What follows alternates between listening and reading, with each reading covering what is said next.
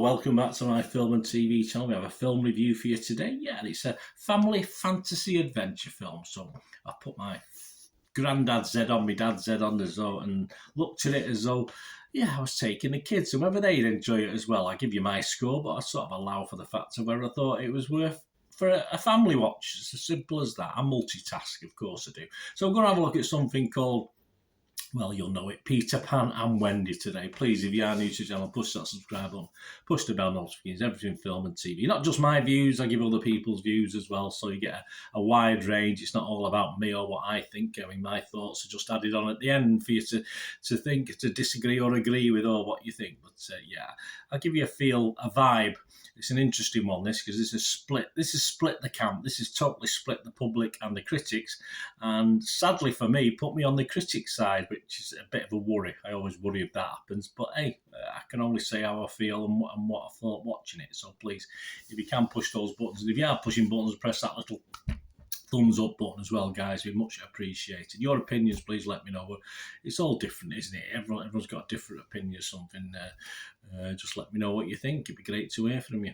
Right, let's get on with this. Peter Pan and Wendy, 106 minutes, which is not a bad time. I'm sure it was a little bit longer than the original animated, because of course we're talking Disney here, aren't we? Talking the original Disney remade into live action, which is what Disney are doing.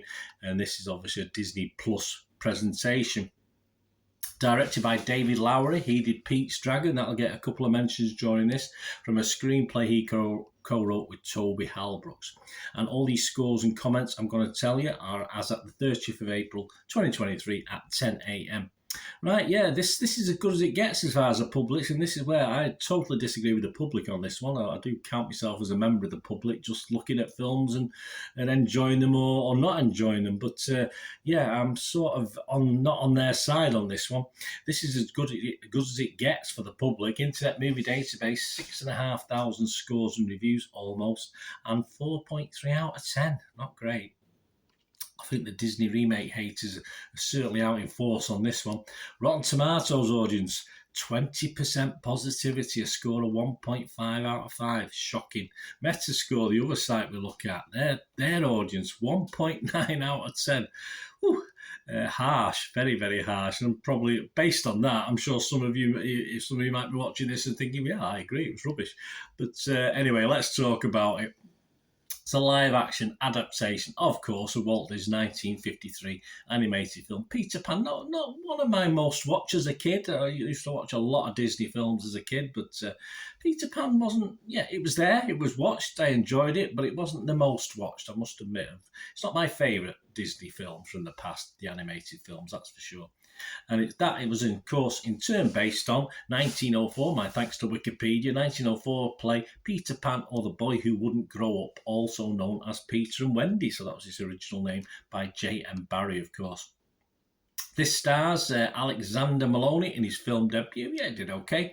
Ever Anderson also stars as his sort of as Wendy. Yeah, in the title role. Jude Law, Yara Shahidi, Alicia Wabanat-Stack, Joshua Pickering, Jacoby Dupe, Molly Parker, Alan Tudyk, and Jim Gaffigan also appear in this.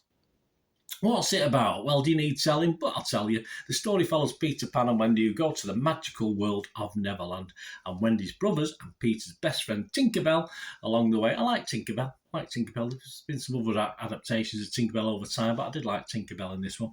Along the way, Wendy embarks on an adventure that will change her life and encounters Peter's arch enemy, Captain Hook. Yes, again, not the best Captain Hook, but I liked him.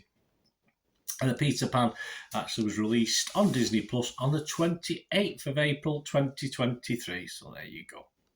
What about the critics? As I said, the critics and the public totally differ. Rotten Tomatoes, 67% positivity, so that's not bad. 94 critics, an average rating, all right, not fantastic, but certainly better than what the public were coming up with, of 6.2 out of 10. 63 fresh and 31 rotten. So 2 out of 3 liked it. You can base on that. Kevin Mayer from the Times in the UK, he said it was a bizarrely disjointed, patchy experience that lurches forward in chunky set pieces.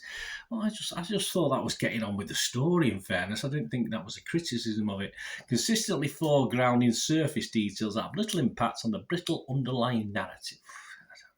We know the story. Do we need too much filler? I'm not too sure, Kevin. Benjamin Lido from The Guardian said, while Peter Pan and Wendy isn't as carefully crafted nor as emotionally transcendent as Pete's Dragon, there we go, it still represents a solid one for them paycheck gig. Yeah, well, it's all about money. They're not going to make a film just to make a loss, just to sort of keep people happy. They're not a public service. They're just out there to make a profit.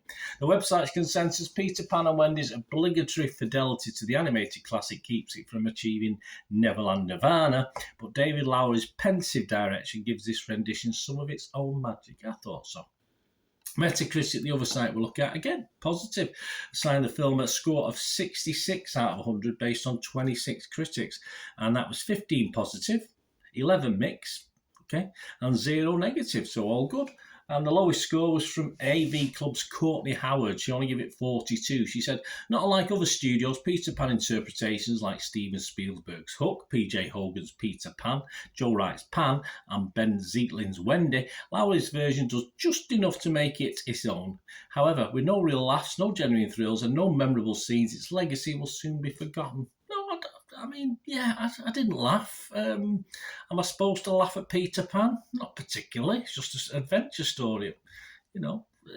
Obviously Tinkerbell's played for laughs sometimes, isn't she, in some of the other versions? But no, it didn't bother me. I wasn't watching it as a comedy.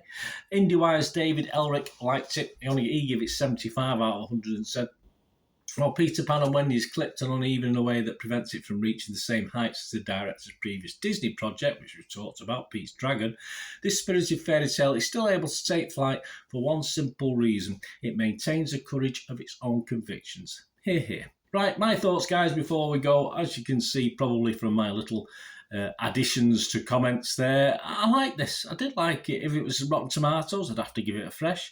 If it was Metacritic, I'd have to be positive on it. And if you said on Internet Movie Database, as you do, give your own rating, I'm not going to give this 7 out of 10. Yeah, I liked it. I thought it was good. It does what it says on the tin. No bells, no whistles.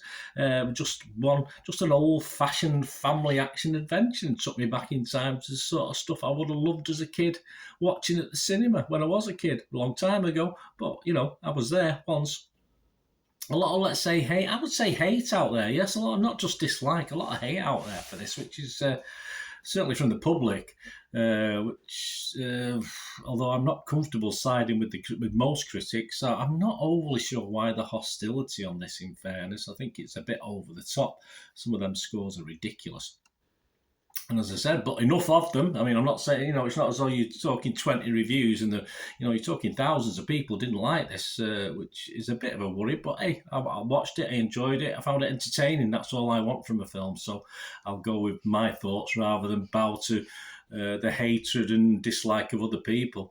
I mean, it's been a long time since I watched the animated version. As I said, wasn't one of my favourites. Wasn't one of the films as my kids were growing up I automatically watched with them or shown them or hired from the video shop, etc., etc. So it's never particularly my favourite. And we've had some live action ones, as mentioned before by that critic in between, with varying mixed success. And I've never fully enjoyed them all. I've liked bits of them. I like certain characters. I like the playing of certain characters by certain actors, etc., etc. But nothing's really not stood out for me as this is an enjoyable, entertaining film. And as I say, what didn't overstay its welcome at 1 hour and 3/4, and that's a plus point for me. As I say, some of the, like Tinkerbell, might have been portrayed by better known actors in the past. Captain Hook would have been portrayed by better known and probably better actors. But overall, I think the feel of the film, it just felt right for me. It just got on with it. And personally, I was entertained and enjoyed it. So there you go, guys. That's it. That's my thoughts. As I say, if you didn't like it, if you are watching this, you might not have liked it. Fair enough. Everyone's entitled to their opinion. I enjoyed it. Simple as that. Anyway, thanks for watching, guys. Let me know your thoughts. Let me know your comments. It'd be great. Not just this film, anything to do with film and TV. It's always great to hear from you. Until we meet again, No, that's one thing, don't I? Please stay safe, everyone.